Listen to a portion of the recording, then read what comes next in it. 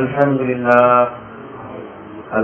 لله ونحمده ونستعينه ونستغفره ونؤمن به ونتوكل عليه ونعوذ بالله من شرور أنفسنا ومن سيئات أعمالنا من يهده الله فلا مضل له ومن يضلل فلا هادي له وأشهد أن لا إله إلا الله وحده لا شريك له وأشهد أن سيدنا وسندنا وشفيعنا مولانا محمدا عبده ورسوله صلى الله تعالى عليه وعلى آله وصحبه وبارك وسلم تسليما كثيرا أما بعد أعوذ بالله من الشيطان الرجيم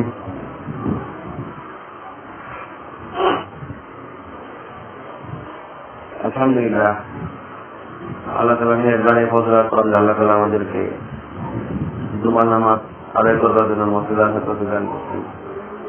এই জন্য সবাই ঈদের থেকে শুক্রিয়া আদায় করেন। আলহামদুলিল্লাহ আল্লাহ তাআলা মানুষের সফলতার জন্য দিয়ে দিচ্ছেন। আমরা প্রকৃতিগত ভাবেই আমরা সুখ চাই, শান্তি চাই, সফলতা চাই, ইজ্জত সম্মান চাই। আল্লাহ তাআলা এইভাবেই বানাইছে, যেখানে যাই সম্মান চাই, আমাকে মানুষ সম্মান করুক, মানুষ আমাকে ভালোভাবে কথা বলুক, ইজ্জত দিক, এটা আমাদের জন্মগত বৈশিষ্ট্য। এই জন্য আল্লাহ তাআলা এই সফলতা, এই সম্মান দেওয়ার জন্য আল্লাহ তাআলা একটা অবলম্বন দিচ্ছেন। সেই অবলম্বন হচ্ছে দিন। যে ব্যক্তি দিনকে কবুল করবে, দিনকে অবলম্বন জানাবে, সে সম্মান পাবে, সে সুখ পাবে, সে শান্তি পাবে, সে ইজ্জত পাবে। আর যদি সে দিনকে ছেড়ে দেয়, দিনকে অবলম্বন না বানাই, বলে সে অশান্তি, পেরেশানি এর মধ্যে এরকম পতিত হবে।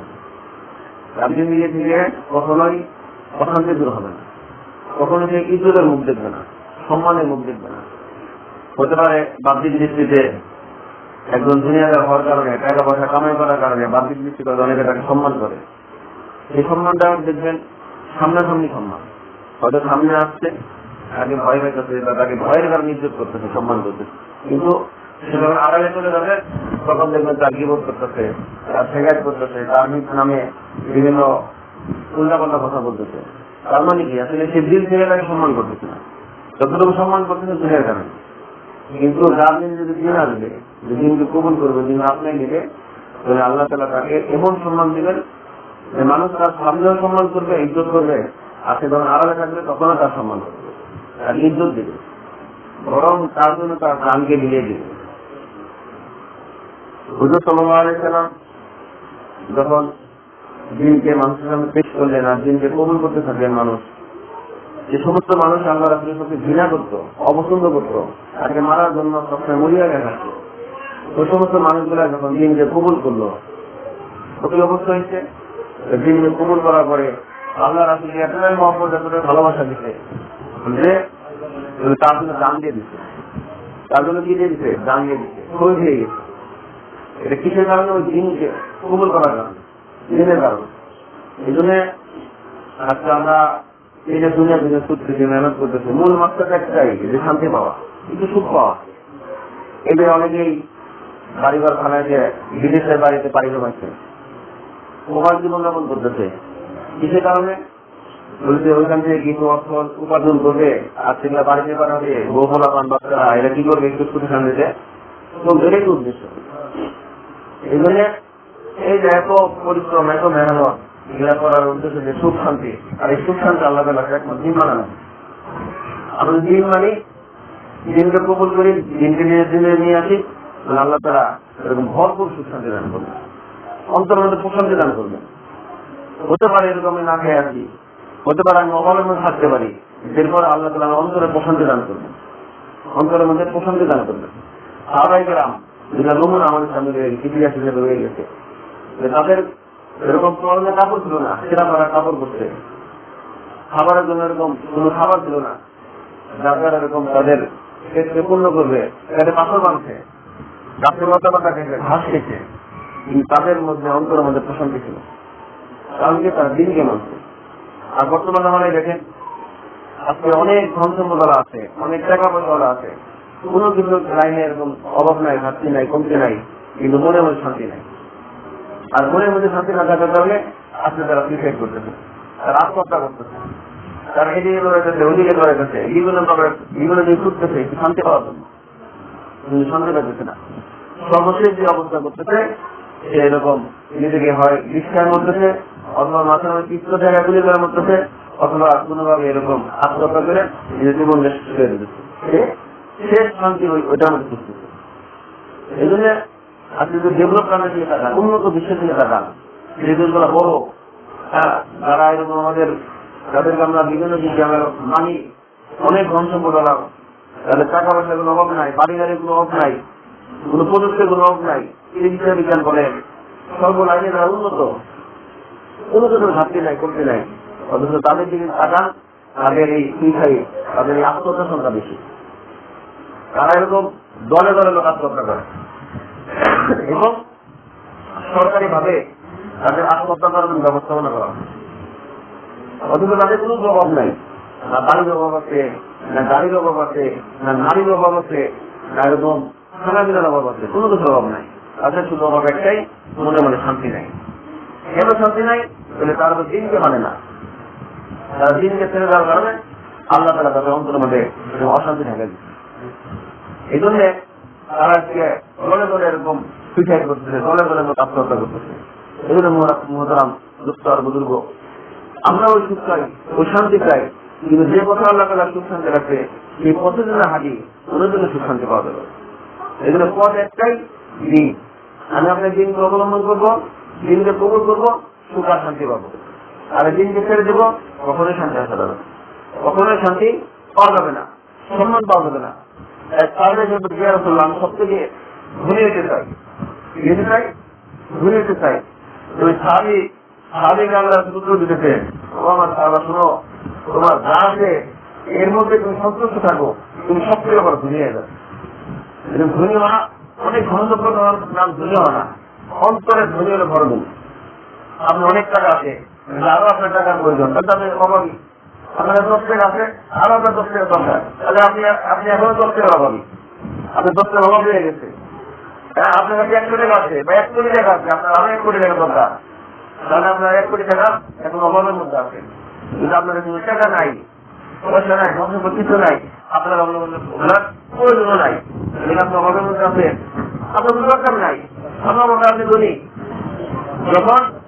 যখন আপনার কোন কিছুর প্রয়োজন নাই, অভাব নাই, আপনি তো ধনী। আর আমার 20 কোটি টাকা আছে, কিন্তু আমার 20 টাকা আরো প্রয়োজন আছে, কিন্তু আমি 20 টাকা অভাবের মধ্যে আছি। এই জন্য আমরা বলতে চাই, তোমার যা আছে আরো তুমি সন্তুষ্ট থাকো, তুমি সবচেয়ে বড় ধনী হয়ে যাবে। এক সাহাবীর মধ্যে আমি সম্মানের ব্যক্তি হইতে চাই, মানুষ আমাকে সম্মান করবে, ভালোবাসবে, মহব্বত করবে, এরকম আমি ব্যক্তি হতে চাই। আল্লাহকে বলতেছে তুমি তাকওয়া অবলম্বন করো, আল্লাহকে ভয় করো, বলে শব্দের গুণা দিয়ে নিজের বাঁচায় চলো। যখন তুমি নিজেকে গুণা দিয়ে বাঁচাবা, সমস্ত মানুষ তোমাকে সম্মান করবে। আজকে মধ্যে আমাদের অবস্থা দেখে, আজকে না এরকম ধনসম্পদ আছে, এরকম সন্তুষ্ট, আমি নিজের গুণা দিয়ে বাঁচায় রাখি। শব্দ আমি গুণা করতেছি, আমার টাকা পয়সা থাকার পরেও আমি এরকম লক্ষ লক্ষ টাকার পিছনে গুণা দিন করতেছি। সারাই আমাকে গিয়েছিল, এক বেলা খাবারের নাম করা থাকলে আরেক বেলা গুণা কিনা ছুটতেন না। আজকে আমাদের ঘরের মাকে 1 বছর ব্যবস্থা থাকার পরেও আজকে আমি ঘন্টা ছুটতেছি গুণা। এই জন্য দিনকে আপনাকে নিতে হবে, দিনকে কবুল করতে হবে, দিনকে নিজের জিন্দিগি নিয়ে আসতে হবে। কিন্তু আমি আমার দিনকে নিজের জিন্দিগি নিয়ে আসতে পারি, তাহলে আল্লাহ তাআলা আমাকে সুখ আর শান্তি দ্বারা ভরপুর করে দেবে। ওই সমাজের মধ্যে সবাই দিনকে মানে সমাজের সবাই যদি দিনকে অবলম্বন করে, দিনকে কবুল করে, সমাজের মধ্যে শান্তির একটা সহায়ক হবে, সমাজের মধ্যে একটা শান্তির একটা পরিবেশ কেন হবে, সমাজের মধ্যে অশান্তি দূর হয়ে যাবে, সমাজে মারামারি কাটায় হত্যা খুন সব দূর হয়ে যাবে। এগুলো হয় একমাত্র এই দুনিয়ার এই চাহিদার কারণে। হ্যাঁ, একজন আরেকজনকে মাইরা কাইরা ধনী হওয়ার জন্য মেহনত করতেছে, অন্য অর্থকে আত্মসাৎ করার জন্য আমাদের উপরে এরকম জুলুম করতেছে। যদি এই জিনিসগুলো দিকে বের হয়ে যায়, নিজের জিন্দিগি দিনকে নিয়ে আসে, এই সমস্ত বিষয়গুলো বন্ধ হয়ে যাবে। আমাদের উদাহরণ আছে আমাদের সামনে, আল্লাহ রাসূলের জামানার কথা আমি চিন্তা করি। দেখেন আল্লাহ রাসূল এই জামানায় যখন আসলেন, দুনিয়াতে আসলেন, অবস্থাটা কি ছিল, ওই যুগটাকে কি বলা হয়তো আইনের জাহিলিয়াতের যুগ বলা হয়তো। সব ধরনের অপকর্ম হইত, এখানে শব্দ গুণায় সাধিত। এরকম মহিলারা রাস্তায় হাঁটতে পারতো না, গর্ভবতী মহিলা রাস্তায় হাঁটতে যেত, আপনি যা যুদ্ধ লোক একসাথে হয়ে পড়তো, এ কথা বাজে লাগতো। ওই যে ওই মহিলা গর্ভবতী মহিলা আসতেছে, হ্যাঁ, তার ছেলেটা নিয়ে একজন বাজি লাগতো, একজনে বলতো তার পেটে ছেলে আছে, আরেকজনে বলতো তার পেটে মেয়ে আছে, তার বাজি লাগতো, এটা প্রমাণ করতে হবে, ছেলে না নিয়ে প্রমাণ করতে হবে। তাহলে কি করতো, ধরা হইতো আর পেটকে মারা হইতো, বাচ্চা বের করা গেল। কত বড় বড় এক জাতি ছিল, কত এরকম হ্যাঁ ভাষায় প্রকাশ করার মতো না, এরকম তাদের অবস্থা ছিল। এরকম জীবন্ত এক মহিলাকে পেটকে খাইরা বাচ্চাকে বের করা, এটা কি তার চিনানি কথা? বলে মুখে কথা বলার মতো জিনিস। এই সমস্ত ব্যবস্থা তারা করতো, আরো কত জঘন্য ধরনের কাজ করতো। এই পরিবেশের মধ্যে আল্লাহ রাসূল আসে, দিনে মেহনত করলেন, দিনকে বাস্তবায়ন করলেন।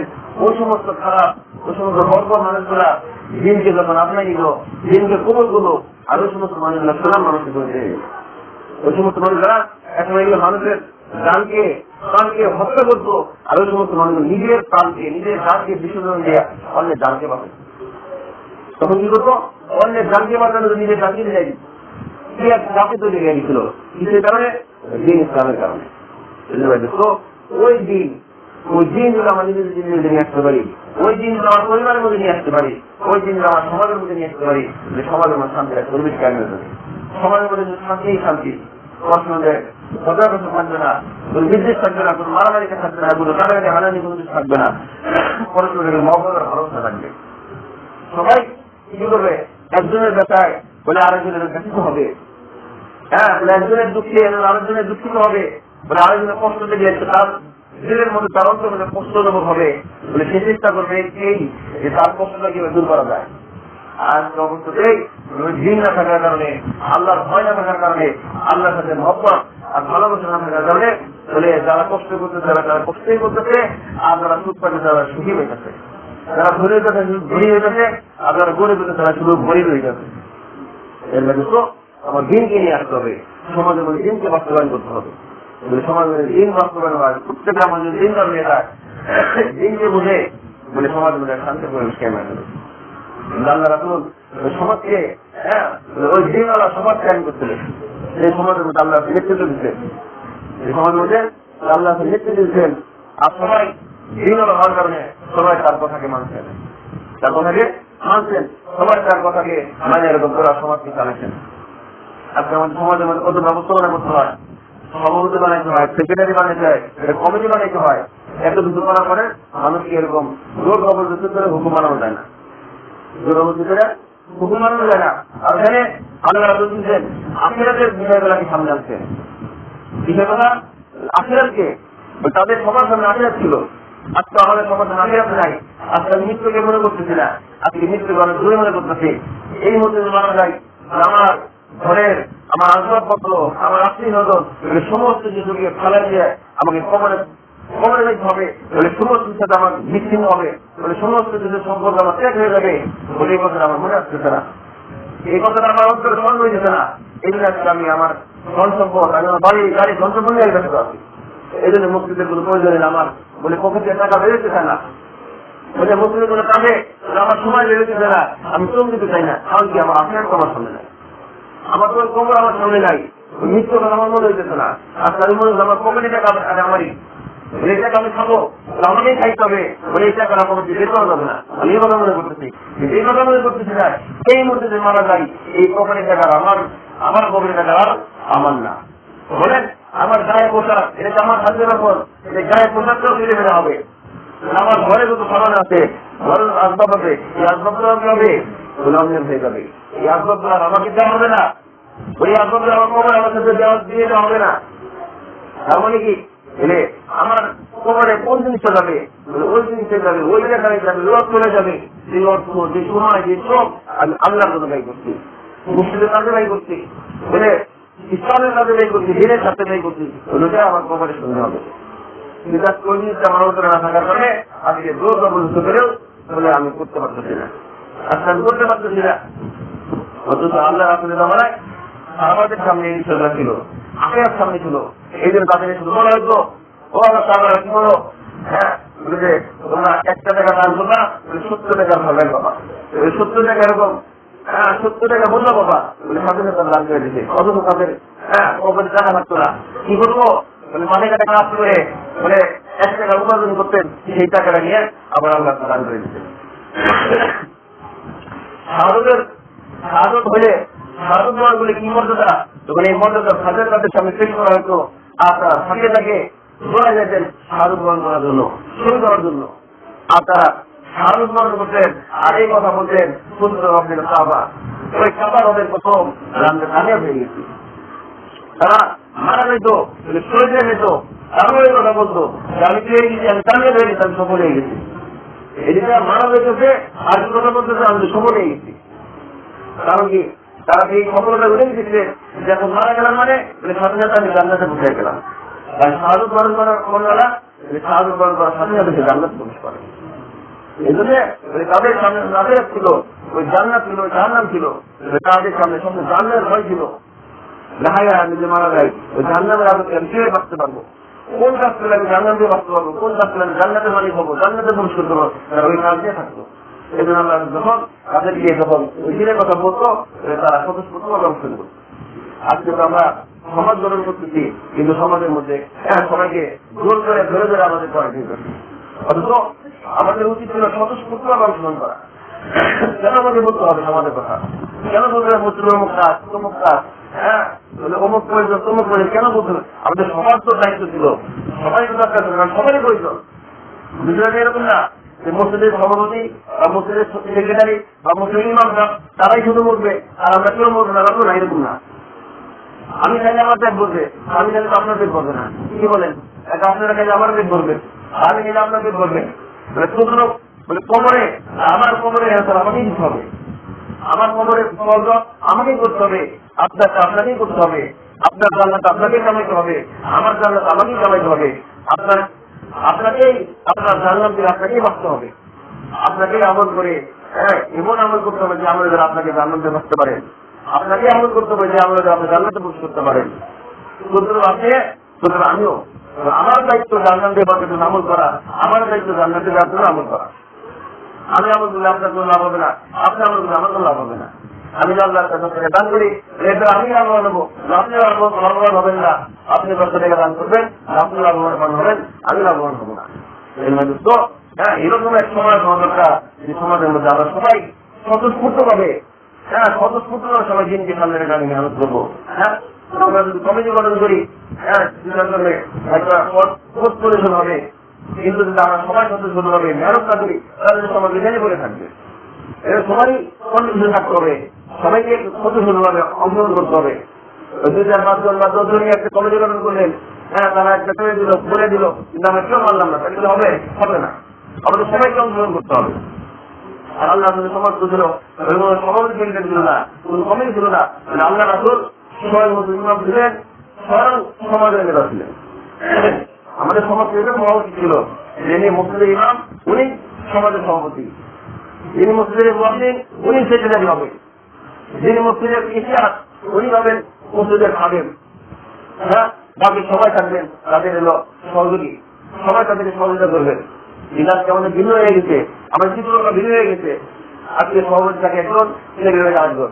আবার আল্লাহ মাফ করেন কিয়ামতের আলামত, কিয়ামতের আগে অর্জন করা বেনামাজিরা সুৎকর দুষ্কর আমাদের সমাজের সভাপতি থেকে যায়। আজকে তাই হয়েছে, বড় বড় দিকে তাকান, আজকে সবার দিকে তাকান, যেখানে ধন সম্পদনা বেশি এদিকে তাকান, যেখানে সভাপতি তাদের ভুল করে নামাজ আসে না, অমুক সেক্রেটারি ভুল করে নামাজ আসে না, নামাজ কালামে আপনিও বছরে একবার দিন আছে, ঈদের দিন আসতেছে অথবা তোমার দিন আসতেছে, আছে কতটা নতুন করে চলে যাবো। অথচ মুসলিম কি হয় যার খবর নাই। এলাকার মানুষের তাকে সভাপতি সেক্রেটারি বানিয়েছে, কেন বানিয়েছে?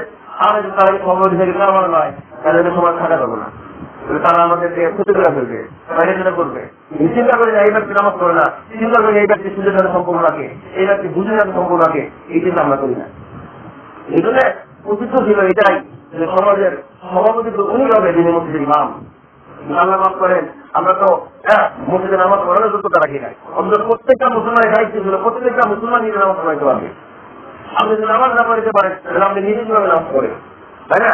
আর শুধু ফরজ তো নামাজ না, ফরজ লাগতে পারে সুন্নত আছে। এই ফরজ নামাজ পড়তেও যেরকম নিয়ম কানুন, সুন্নত পড়তেও একই নিয়ম কানুন। সুন্নত কি একই নিয়ম, ভিন্ন কোনো নিয়ম নাই। কিন্তু ফরজের জন্য এক নিয়ম আর সুন্নতের জন্য এক নিয়ম, সব একই নিয়ম, শুধু পার্থক্যটা নিয়মের। ফরজের সময় আপনি ফরজের নিয়ম করবেন, আর সুন্নতের সময় সুন্নতের নিয়ম করবেন। আপনার সঙ্গে সুন্নতের মধ্যেও যেরকম নামাজ পড়তে হয়, ফরজের মধ্যে কি করতে হয়, একইভাবে নামাজ পড়তে হয়। তাহলে আপনি যদি ইমামতি করতে না পারেন, তাহলে আপনি নিজের নামাজটা কিভাবে করতেছেন, তাই না? এই জন্য আল্লাহ মাফ করে। আমাদের সবার দায়িত্ব নিজের নামাজটা তো নিজে পড়া শিখতে হবে। আপনারা নিজের মন যদি মনে করি আমি আমার নিজের নামাজটা পারি, তাহলে আমি ইমামতি করতে পারবো। আর তাহলে সমাজের মধ্যে যিনি বেশি যোগ্যতা সম্পন্ন, বেশি ভালো নামাজ পড়তে পারেন, ওখানে এলে হবে তাকে মুসলিম সভাপতি বানিয়ে দেন, তাকে মুসলিম ইমাম বানিয়ে দেন, ক্লাস হয়ে গেল। তাকে কিন্তু তুলনামূলক যিনি কম পড়েন নামাজ পড়েছে, কম যোগ্যতা রাখেন, তাকে মুসলিম মসজিদ বানিয়ে দেন, তাকে মুসলিম সেক্রেটারি বানিয়ে দেন, ক্লাস হয়ে গেল। এবং তাদের কথা মতো আপনার বাকি সবাই মাইনা করেন, তাহলে তো সুন্দর এক সমাজ হয়ে যায়।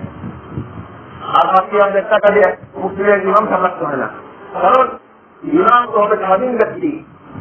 বলছি ইমাম তো স্বাধীন ব্যক্তি, একটা হলো এটা গোলাম, বলে গোলামের কিছু নামাজ হয় না। আপনি যদি সভাপতি সেক্রেটারি বা একটা কমিটি লিডার করে একটা ইমাম নিয়োগ দেন, তাকে বেতন দেওয়ার আগে বলে বেতন বুকিং হবে, কিছু নামাজ হবে না। এরকম মাথায় কিন্তু আপনার হাতে এটা অনেক গভীর কথা আছে। তার মানে কি ইমাম হইতে হবে স্বাধীন, যার উপরে কোনো কর্তৃত্ব থাকবে না। ইমাম মানে কি নেতা, ইমাম মানে কি নেতা, যার কথা মতো তোরা সমাজ চলবে, ইমামের কথা মতো কি হবে, তোরা সমাজ চলবে। ইংরাজি উল্টা হয়ে গেছে। আজকে ওই সভাপতি সেক্রেটারি কথা মতো ইমাম সাহেব চলে, কিন্তু সভাপতি ছিল কি ইমাম সাহেবের কথা মতো সভাপতি সেক্রেটারি চলবে, ইমাম সাহেবের কথা মতো কি করবে, কমিটি চলবে, ইমাম সাহেবের কথা মতো পুরো সমাজ চলবে। কিন্তু তা চলে না, চলে কার কথা মতো, সভাপতি সেক্রেটারির কথা মতো। কোন সভাপতি সেক্রেটারি, যে সভাপতি আজ থেকে লিডার সুদ চাই বুঝনা, যে তুমি নামাজ পড়তে হবে না। এগুলো যদি ওরকম যোগ্যতা সম্পন্ন ব্যক্তি আমরা ইমাম বানাতে পারতাম, ওই ইমাম কি দেওয়া লাগতো না, কোনো বেতন দেওয়া লাগতো না, সে স্বাধীন থাকতো। আর বেতন দিন যখন ইমাম করবে, সে স্বতঃস্ফূর্ত সমাজকে চালাইতে পারবে। বলে ভলেন্টিয়ার সার্ভিস হবে, স্বেচ্ছাসেবী সার্ভিস হবে, বিনা বেতনে এরকম এরকম। কারণ কি সে ইমাম যদি নাও করতো, তার নাম তাকে করতে হতো না। যদি তার নাম তাকে করতে হয়, তাহলে এই নাম আছে পিছনে নাম একটু সামনে পড়বে, তা পেয়ে গেল। তাহলে কেন তাকে আমার টাকা দিতে হবে? কারণ সে যদি টাকা নিয়ে যদি নামাজ করছে, তাহলে তার নামাজটা কোথায় গেল? আমি যদি টাকাতে নামাজ পড়াইতেছি, তাহলে আমার নামাজটা কোথায় গেল? বলে দেওয়াই মনে হয়। আমি তো টাকা দিয়ে নামাজ পড়াইতেছি, তাহলে আমার নামাজটা কোথায়? আমার তো নামাজ আছে, আপনার তো নামাজ আছে, আপনি নামাজটা আপনি করলেন বিনা বেতনে বিনা পয়সায়, তাহলে আমার নামাজটা কোথায় গেল? এর মতো আমাদের এগুলো অনেক অনেক গভীর তাৎপর্যপূর্ণ কথা আছে, গভীরতম কথা আছে, গভীরের কথা আছে। এগুলো আমাদের উচিত। হ্যাঁ, যিনি মুসলিম ইমাম হবে তিনি হবে সভাপতি, যিনি মুসলিম মসজিদ হবে উনি হবে সেক্রেটারি। কিন্তু আমরা তো যোগ্যতা অর্জন করতে পারি নাই, আমরা তো নামাজি করতে পারি না, আমরা কোরআন শরীফ পড়তে পারি না। এই জন্য আমাদের মাধ্যমে একজন ইমাম রাখতে হয়। এই জন্য ওনাকে অনেকে গাইড করতে কোনো সমস্যা নাই, থাকেন তবুও নামার জন্য মিথ্যা হয়ে যায়। ওনাকে যদি করতে না, তাহলে মুসলিম ইমামও পাওয়া যাবে না, মুসলিমও পাওয়া যাবে না। যেহেতু এখন আমাদের ভুল মানছে বা হচ্ছে, বাকি আমাদের পরবর্তী প্রজন্ম আমরা পারি নাই এরকম যোগ্যতা কেমন হয়েছে, আমরা পারি নিজেরা নামাজ শিখতে, আমরা পারি নাই। হ্যাঁ আমরা পারি, কিন্তু আমাদের পরবর্তী প্রজন্ম, আমাদের বাচ্চারা, আমাদের নাতি বন্ধুরা, তারা যেন অসম্ভব না হয়, তারা যেন অশিক্ষিত হয় না, তারা যেন মূর্খ না হয়, তারা যেন প্রত্যেকে এরকম কোরআন পণ্য হয়, প্রত্যেকে তাদের নিজের ব্যবস্থা করতে পারে। এই যোগ্যতা সম্পন্ন এটা তাদেরকে এভাবে তৈরি করা আমাদের দায়িত্ব, এটা কি আমাদের দায়িত্ব। এই দায়িত্ব যদি আমি করা না করি, তাহলে আমাদেরকে হাসপাতাল ভাগাইতে হবে। তাহলে কি করতে ভাষার মধ্যে আল্লাহ সব দিতে হবে। এবং এই বাচ্চারা হাসপাতাল আমাদের বিদ্যুৎ পেশ করবে। আল্লাহ এরা তো আমাদেরকে ফিরে পাইছে, কিন্তু আমি রাখতে দেয় নাই। এ আল্লাহ তোমার সম্পর্ক করে এই এলেন শিক্ষা দেয় নাই। শিখি স্কুলে বাড়াইছে, শিখি কোচিংয়ে বাড়াইছে, প্রাইভেটে বাড়াইছে, কিন্তু আল্লাহ এরা তো কোন মাদ্রাসায় বাড়ায় নাই, কোনো হুজুরের কাছে বাড়ায় নাই। তাহলে আলী মাদ্রাসা শিখবো, কোরআন শিখবো, কেউ নামাজ পড়তে, কেউ উজু করতে, এটাও তো শেখায় নাই। আপনার মধ্যে এই বাচ্চা আমার বিরুদ্ধে অভিযোগ পেশ করবে, এই বাচ্চা আমার বিরুদ্ধে অভিযোগ পেশ করবে। কিন্তু দুনিয়ার কাছ থেকে করে শিশুরে দিকে বাড়াইছে, কোচিংয়ে বাড়াইছে, কিন্তু আমার দিন শিক্ষার জন্য কথা বাড়ায় নাই। এদের মধ্যে আমাদের এখন তো আপনাদের জন্য সহজ হয়ে গেছে। আগে একটা সময় ছিল বলে যারা মাদ্রাসায় করতে গেলে আগে প্রাইমারি পাস করতে হইতো, পাস করে তারপরে মাদ্রাসা যেত। আর এখন আর তা বুঝতে পারে না, এখন আমরা স্কুলের যারা দিকে মাদ্রাসায় পড়াইতে পারেন। এখন মাদ্রাসা এমন এক ব্যবস্থা রয়েছে, এখানে কোরআন শিক্ষার পাশাপাশি স্কুলে পড়ানো হয়। এখানে কি করা হয়, কোরআন শিক্ষার পাশাপাশি স্কুলে পড়ানো হয়। আপনারা ধরো আপনার বাচ্চাদেরকে স্কুলে পড়াইতে চান, ডাক্তার ইঞ্জিনিয়ার বানাইতে চান, আবার চান আপনার বাচ্চারা এরকম নামাজি হোক, দিনদার হোক, কোরআন শিক্ষা হোক, তারা শুরু থেকে যদি মাদ্রাসায় যান, তাহলে এরা একসাথে দুদিন হবে। কোরআন শিক্ষাও হবে, আবার ডাক্তার ইঞ্জিনিয়ার হওয়ার আশাও বাকি থাকবে। আমি বিল্লাহ পড়ার জন্য শহরে যেতে পারবেন, আমি যদি আপনাদের আশেপাশে আছে আমার নিজের মাদ্রাসা এখানে তারা এই পর্যন্ত আমরা মাদ্রাসাকে পড়াই। স্কুলে পরে স্কুলে হয়ে যায়, পাশাপাশি এই সময় ক্লাস 3 পর্যন্ত পড়ে আমাদের এখানে। ক্লাস 3 পর্যন্ত পড়লে সে কিভাবে নামাজ করতে হয়, ঈদের নামাজ, জুমার নামাজ, জুমাশাদি, জানাজার নামাজ, এটা এবং প্রয়োজনীয় যে দোয়া দোয়া আছে এগুলা সব 3 পর্যন্ত বলতে পারবে এবং হাতে নিয়ে নেবে এবং পাশাপাশি স্কুলে পড়াও 3 পর্যন্ত হয়ে গেল। এই 3 পাস করার পরে এখন আপনার বাচ্চাকে বলেন আমি স্কুলে দেবো, স্কুলে পরিবর্তন করে দেন অথবা আমাদের হাই স্কুলে বললো, হাই করার পরে হাই স্কুল করে কোথায় যায়, হাই স্কুলে যায়, আপনি হাই স্কুলে পর্যন্ত দিতে পারলেন। তাদের মধ্যে প্রাইমারি শিক্ষা হয়ে গেল, বাচ্চার বাচ্চা আবার কোরআন শিক্ষা হয়ে গেল।